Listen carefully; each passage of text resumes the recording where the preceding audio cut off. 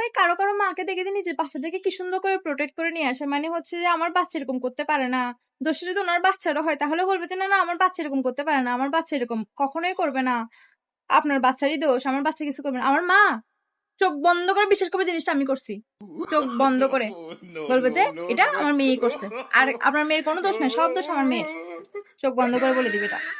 ঘরে কিছু থেকে কিছু হইলে দোষটা আমার, এখন আমি থাকি বা না থাকি ওটাও জিজ্ঞেস করে না আমাকে যে তুই ওখানে ছিলি, না সব দোষ আমার মেয়ের, একদম এক কথাই উত্তর। বুঝছেন? 2 দিন আগে চুলার মধ্যে তরকারি বসে এসে মা ঘুমাই পড়ছে, এবার আমি বাথরুমে গেছি, বাথরুমে গিয়ে এসে ঘুমাই পড়ছি, শুয়ে পড়ছি। বুঝছেন?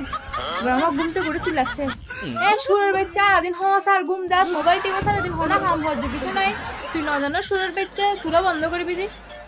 ও ভাই আমি দেখি নাই যে গ্যাসটা জ্বলতেছে, সেটা আমি দেখি নাই, আমি গিয়ে চলে আসছি, আমি দেখি নাই চুলাটা জ্বলতেছে যে, আমি কেমনে, আমাকে তো বলেই নাই কিছু যে চুলা বন্ধ করতে হবে, কিছু বলেই নাই আমাকে, ঘুম থেকে উঠে আমি কতগুলো গালি শুনে ফেলছি।